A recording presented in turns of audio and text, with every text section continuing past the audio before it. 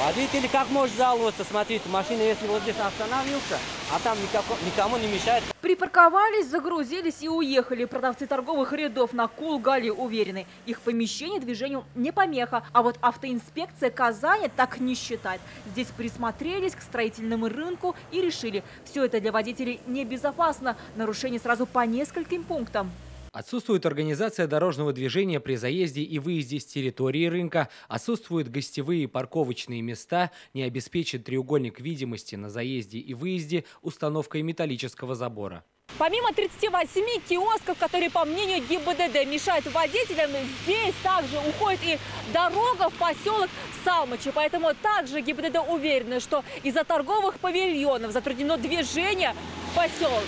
На перекрестке улиц Кулгали и Овражная плотный поток автомобилей. Это основной участок в сторону поселка. Но насколько могут помешать торговцы водителям, мнение автовладельцев разделилось. Их желательно бы подвинуть для того, чтобы сделать пошире дорогу, чтобы легче все это можно было проезжать и парковаться было где. Пробки обычно оттуда, тут не задевает эту сторону.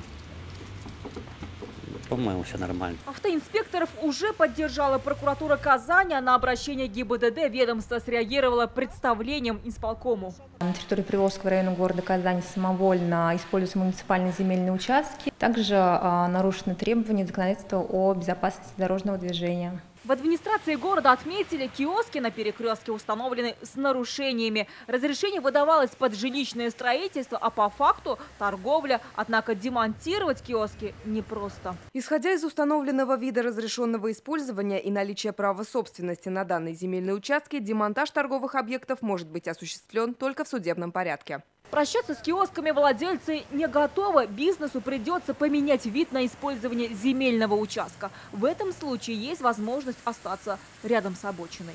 Альбина Минибаева, Андрес Энтайцев, Александр Лобанов, ТНВ, Казань.